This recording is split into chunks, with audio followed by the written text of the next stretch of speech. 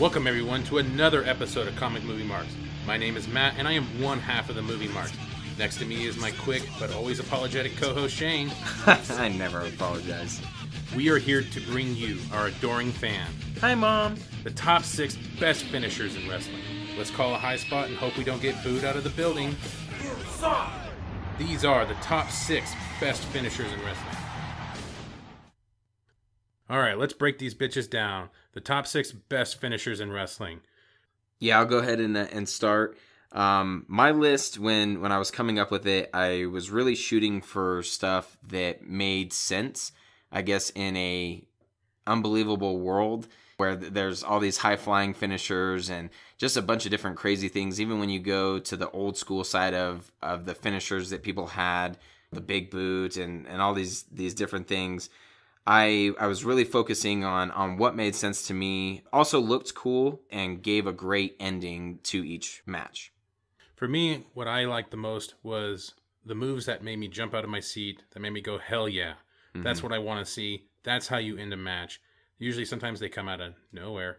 And sometimes they're just great to watch. You can see the selling, the impact, just how they go down. Those are the ones that made me really excited to watch. So that's where my list came from. So let's go ahead and start off with some honorable mentions. I think we got one honorable mention each. Yep. My honorable mention is the shooting star press. There's a bunch of different variations, from an Evan Bourne shooting star press to a Billy Kidman shooting star press.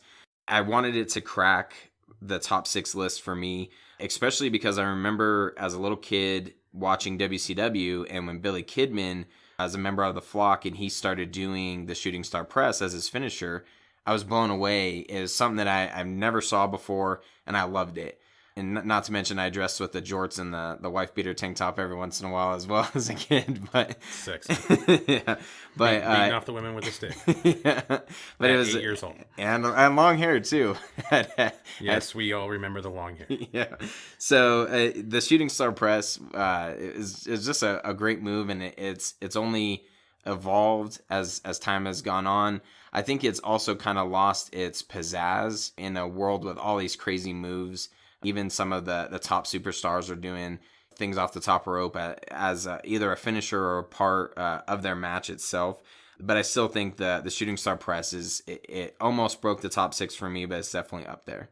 For me, the Bret Hart sharpshooter, that's my honorable mention. You know, watching if you go back and look at the old footage of him putting that thing on, compared to how The Rock puts it on, and how other people put it on, there's no one that put it on better than Bret Hart. Yeah, absolutely. I'm not the biggest Bret Hart fan in the world. I was more of a Shawn Michaels guy. But when he put that thing on, you believe those people were in pain. Mm-hmm. You know, he sat right on there. He didn't do that hovering, keep his ass hovered above the people, and give them enough room soft to crawl all the way to the rope and stuff. He sat on that thing. Yeah. And he looked like he was going to win when he put that thing on. The fans blew up. I blew up when he put it on. It definitely was one of the better finishers back in the day. Mm-hmm. So let's go down and start breaking down the actual top 6 best finishers. All right, so my number 6 that made my list was the 450 splash. The most memorable one for me was Juventud Guerrera. Similar to the Billy Kidman of WCW, Juventud, when he first hit the 450 splash, I was in awe. You know, as a 9 and 10-year-old kid, just watching that, it was something that had never been done. And WCW at that time started introducing a lot of the cruiserweights into their show. And I bought right in. The 450 splash, to me, that seemed like a devastating move too. When the impact, that's hard to stop. It's a real quick move. Boom, hits the mat, and you know that seemed like something that would finish you. So. Oh yeah. Very nice cruiserweight type move. Yeah, it really fit well in that era. Yeah, and it's been done by other wrestlers since. I can't think of any off the top of my head. The only one that I can think of, but his is a little bit different, is AJ Styles. He does it off the ropes, less of off the corner like Juventud did. But Juventud's was such a quick spin and clash to the mat that seemed like that would end me for sure. Cool. Thanks for the transition, because my number 6 is the Phenomenal Forearm. All right. It would actually be higher on my list because I really love how they're doing this move, and I really like how it's going. But the thing is that lately it's not been finishing people. He's been throwing that thing around a lot and not really finishing anybody with it, but it still looks great. When he jumped off the top rope and landed the phenomenal forearm on Reigns right through the table. Yeah. That was one of the most epic high spots. That was awesome. I have that match. I actually rewatched that match, and I haven't rewatched a match in the last 10 years. Yeah. That was just on a pay-per-view. Right. Because most matches aren't that. I guess I did watch WrestleMania 31 again. That was just because we were there. Yeah. Just trying to see if we could see us up in the shit seats. Yeah, exactly. But I haven't rewatched a match, and I actually went home and rewatched that match again because I thought it was done excellent. I actually thought it was better than the Extreme Rules one. Yeah. Which was done well, but that one at Payback was done so well, and that match was great, and he really pulled that thing off in all these different spots. And I've seen what he does in other matches, and it comes out of nowhere. Yeah, exactly. Even though he has to jump off the top rope, it's still he just hits that thing every time, and it looks great. Yeah, it does. That's my biggest thing. He just needs to start beating people with it. Yeah. 1, 2. Nah. Kick out. Yeah, it's for me. That's what makes it look so great. Is it does come out of nowhere. It seems like he's stiff as hell with that. Oh yeah. Even when you watch him in New Japan, when he was doing that move, it wasn't called the phenomenal forearm at that point. I don't even know if they called it anything. They just call it the forearm, and probably, and but when he would do it, you're like, man, that seems stiff as hell. That definitely should finish someone, and it looks great. He's definitely mastered that move for sure. Yeah, when he starts beating people with that'll definitely become one of the better finishers. Yeah, in wrestling. Yeah, absolutely. We need to stop with the WWE type of finish, false finishes. Yeah. So, talking about Roman Reigns, I'm going to switch over to the spear, made my number 5. Would not incorporate him with that move. Yeah. Well, I think it looks great. It's way better than the Superman punch. It's a lot more believable.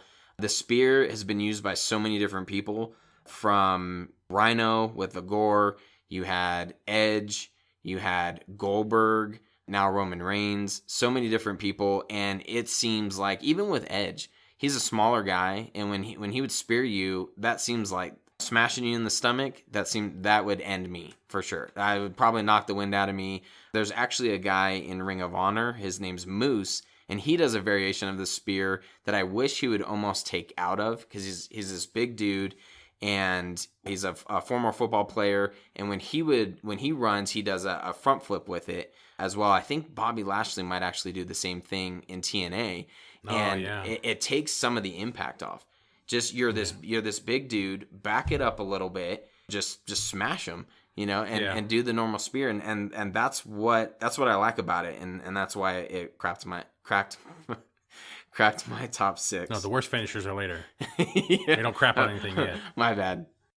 Yeah, the spear, the way Edge did it always kind of looked a little weird to me, but I still liked how he did it, because he always kind of did it from the side.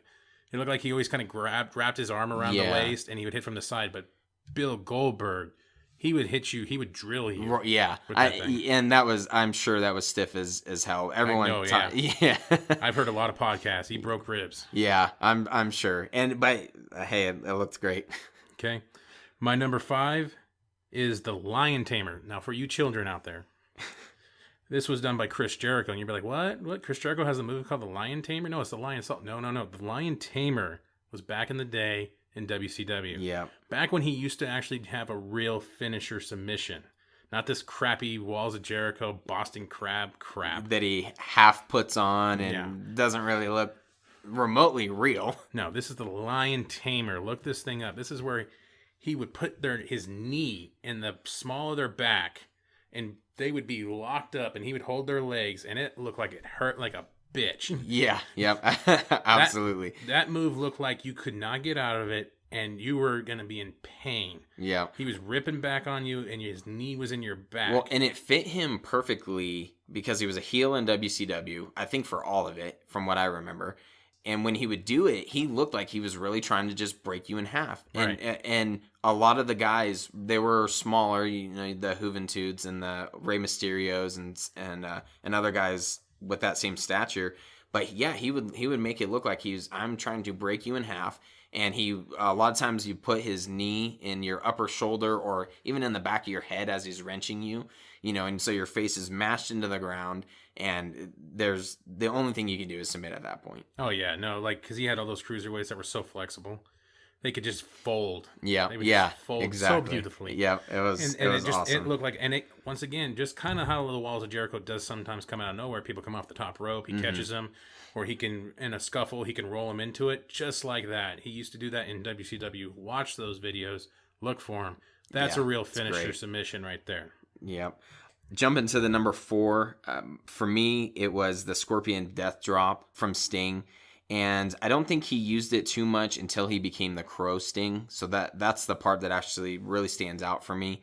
I remember multiple times when he was feuding with the NWO, there were just epic moments where he would come up from behind, even before it was a finisher, and he'd grab someone by their hair, and you just see the look on their face like, oh shit.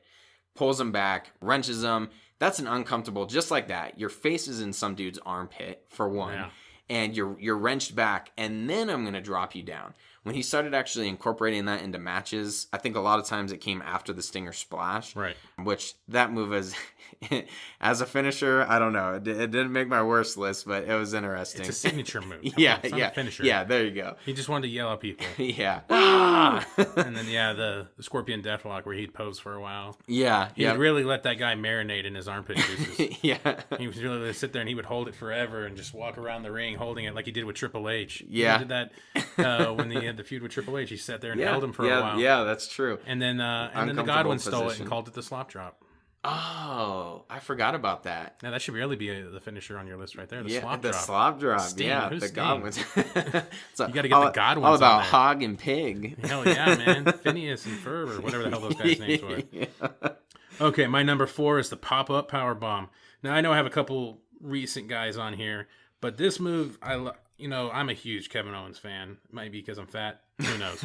But watching him do that move is awesome. Kevin Owens in general, when he's on the mic, the way he wrestles is great. Absolutely. But that that pop-up powerbomb though I feel like he could do that almost to anybody. Mm-hmm. Maybe except for Big Show, but Kane, everybody, all the bigger guys, he can do that to anybody. Yeah. The smaller they are, the more air he can put underneath them. Yep. And the more velocity when he's smashing them to the mat. Oh, yeah. The powerbomb has been always one of my favorite moves. I actually did have the last ride for a little bit on here as an honorable mention, but I took it off because I already had a powerbomb on here. And I like this variation. It's great. And it feels like it can come out of nowhere. Yep. And I love those moves that you just like, they're just going off the road. Oh, shit, he just landed it. Yep. What is he doing? Yeah, exactly. And so far, it's been holding up fairly well, except for, of course, Superman John Cena.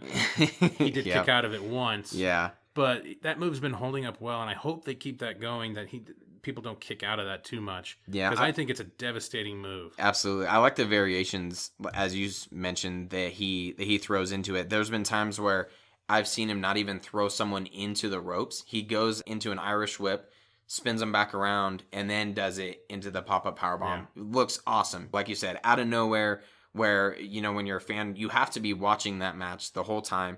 Of course, with Kevin Owens, you're pretty much engaged. He's such a great wrestler, a great character, a fantastic heel. So you're watching the match completely glued to it the entire time anyways, and you have to be for his finishes. Yeah.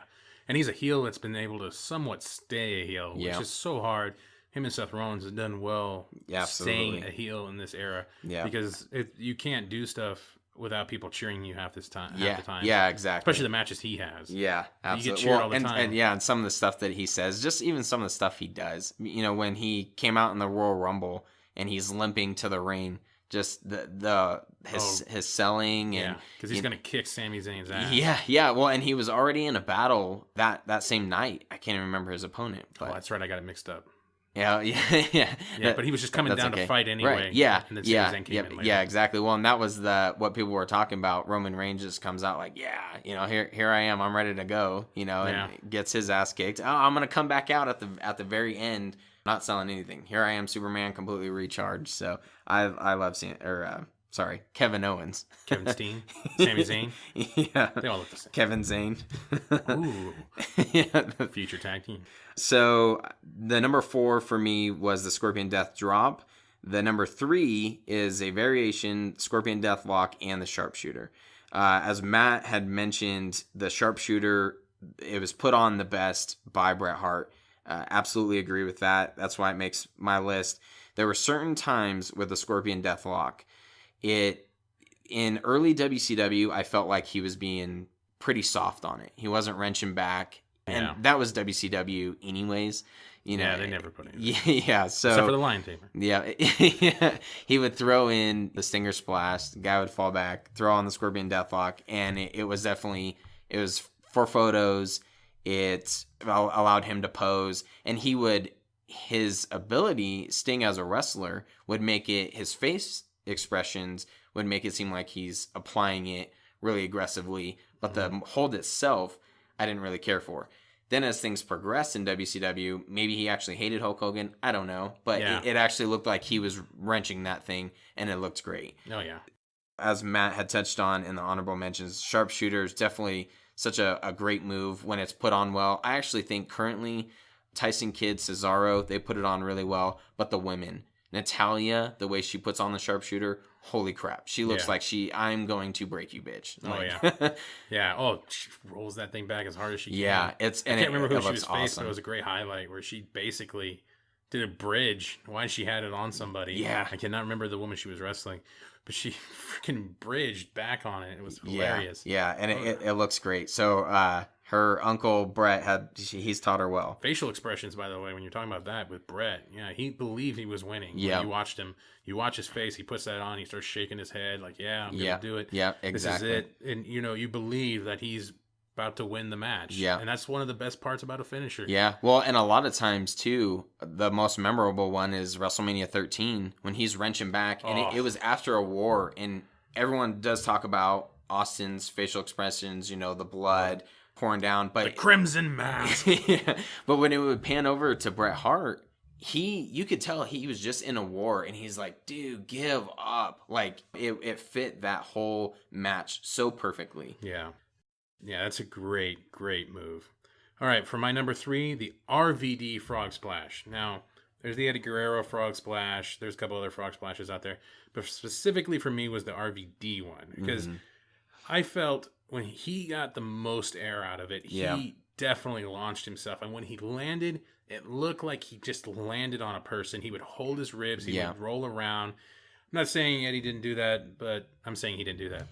And so RVD, when he did it, I believe that he just slammed on top of another human being. Yeah, absolutely. When he did it. Well, and when you would watch the highlights, he would kind of bend his body back to where it was your sternum and their sternum just smashing. And a lot of times, depending on who does the frog splash, not necessarily Eddie Guerrero, but there's been other guys who it looks like they land on their knees and their elbows. Yeah. So, they're kind of bracing the impact. Not with RVD. No. Ribs first. Yeah, exactly. Every time. Yeah, he was definitely you do it on full chairs. Force colliding. Yeah. He would do it on the people. And ladders. It would look great when he did it. And it even made it more realistic if someone did kick out of it because he's rolling around holding his ribs. Yeah. So that gives people time to, work themselves out of being landed on. Yeah. So if someone did kick out of it, it actually kind of was a little bit believable. Exactly. You didn't have that gap where someone does a finisher and they're already pretty much laying on the person, but they roll over to buy the time for the finish. But no, if the RVD hit, it looked like, is he going to get it or not? Yeah. Yep. Exactly. Is he going to crawl over in time because he's gone through a crazy match? And like you said, there's the impact and he's holding his ribs and he's like, oh crap, I still have to get over to make the cover itself. Yeah. So yeah. That's a great frog splash. So I think both of our number 2s were exactly the same. We both put the Diamond Cutter at number 2. Fuck the RKO. Yep. And I think it was for the exact same reason. Both of us, growing up, we watched in WCW, a lot of WCW references in this. Yeah, surprisingly. Yeah. But that was, the Diamond Cutter came out of nowhere before the RKO out of nowhere. Oh, yeah. Randy Orton definitely took that from Diamond Dallas Page. Because that was so awesome. And I actually, as a kid, I didn't like Diamond Dallas Page. I remembered him as a heel, and I kind of stuck to that. But I knew he would hit it out of nowhere. He would hit it off of a block suplex or, just all over the place. Yeah. The only thing I don't really remember him that well as a heel, to be honest, but I just remember his feud with Randy Savage. Yeah, which was epic. Yeah, that's when I first started really noticing him, and he would pull that thing off out of nowhere. And now Randy these days, he's got more athletic opponents, so they're able to pull stuff off like Seth Rollins at WrestleMania 31. Right, which that was an insane out of nowhere. Yeah, which listen to the Jericho podcast on that one. Seth Rollins describing how they pulled that one off. Very, very interesting. Okay. Yep. Yeah, they actually Nice tried a couple plug. times beforehand, but never were able to pull it off. That was the first time they ever pulled it off. Oh, That was the first time they ever were able to pull it off in a match or in a ring in general. Oh man, that and going back to Evan Bourne, there was a time where he tried jumping off the top rope and boom, got hit out of nowhere. And I think Evan Bourne was kind of that person. Actually, no, I'm getting that confused. Evan Bourne tried doing his shooting star press from the corner, and Randy Orton pops up. Boom, the timing was perfectly. Yeah. But I don't think we're denying that Randy Orton has definitely done some crazy out of nowhere RKOs, but the concept itself originated from Diamond Dallas Page. Right. And that's such a great, devastating move in itself. The one thing that I wish Randy Orton would stop doing is that pounding the mat type thing. I like and dislocate his shoulder. Yeah, exactly. So maybe he will stop doing it. But the concept of it coming out of nowhere, finishing a match where that's the pop you're looking for, not the false finishes. You're looking for, holy shit, this is it. Yeah, just look up Diamond Dallas Page versus Goldberg. Yeah, Goldberg wins that match, but he pulls off a great out of nowhere diamond cutter. Against Randy Savage, he does another one. It was the original one. I bet if Diamond Dallas Page had the same athletic people that Randy Orton has now, he probably would be able to pull off some of those. Plus, Diamond Dallas Page does yoga. Yeah, so he's a lot more limber. Yeah, he should make a comeback and start throwing it out of nowhere. Upward dog and boom, diamond cutter out of nowhere. Yeah. So. Exactly. So the diamond cutter out of nowhere, T-shirts and YouTube stuff. Oh, dude, you could do a beautiful shirt out of that. Yeah. So just to wrap this up, my top, the best finisher to me, and I'm gonna lead in by saying Numero uno. I am a mark for Shawn Michaels, but the best finisher to me is the Sweet Chin Music. As his career started progressing, he did started to hit it out of nowhere. I think he hit Shelton Benjamin with it when Shelton Benjamin was jumping off the top rope. That's where I was getting confused earlier. And he hit the super kick, the Sweet Chin Music out of nowhere. It was awesome. And to me, even though you have these guys over in Ring of Honor / New Japan who are just completely burying the move, that move makes a whole lot of sense to me. If you're getting kicked in the chin, right under the jaw, boom, that is gonna knock you out. As a kid, I loved when he would go over into the corner. He'd start drumming up the Sweet Chin Music, and kind of build the anticipation a little bit. As I've gotten older, I started making fun of other people, just talking about Randy Orton. Yeah, pounding the ground. I was just thinking that. Yep, and then Roman Reigns. And I remember thinking to myself, man, that just looks so stupid. You should just do it out of nowhere. And, of course, Shawn Michaels used to do that. And he might have been the originator. I'm not even sure. But to me, that's why it's the top finisher for me. There's also just so many great moments that stick in my head, the WrestleMania 12. And when he hit it, it looked so great. And so many guys, so many of his opponents complimented him on how great it looked, but how much it just didn't hurt. And so to me, that's the best way to finish a match. I'm just going to say what Eric Bischoff said. Shawn Michaels throws a side kick like a green belt. Right. And I'll end it with that. Fair enough. All right, so the true number one in the world is, of course, done by the number one wrestler in the world. Ooh, debatable. Yeah. Nah. Another top 6 list. Possibly. I don't know. That one might be pretty standard, actually. We may not need to do that one. But, of course, is the leg drop. Ha! Not. Anyway, it is the Stone Cold Stunner. I'm sorry. That move to me as a child was one of the best moves to watch because, again, he'd hit that thing and the whole arena would explode. Not only because Austin was so over, but just because of the move in general. He'd hit the mat. You get this pop from the mat. The person, depending on who it was, unless it was Vince McMahon, would sell so well, bouncing off of it. Yeah, The Rock. Yeah, The Rock. Slingshotting all his legs going to the ropes. It just looks like a top. It looks great. Scott Hall, I think, at WrestleMania 18, it looks great. launches himself about 4 feet in the air. Yeah, exactly. And so that move looked great to me. And it was fairly protected. It did get a little ridiculous later on. It took like 2 or 3 stunners to finish someone off. Yeah. I think he actually, like you said, he did a great job protecting that for a really long time, because it was always the reversals that kind of made it. You look at WrestleMania 14, Shawn Michaels and Austin don't even like that match, but the reversals that were in that, WrestleMania 15 with The Rock, so many times where it was the reversals of like, oh, is he going to get it? Is he going to get it? And even if I remember correctly, there were times where he would get it and couldn't get to the cover quick enough, like what we were talking about with RVD.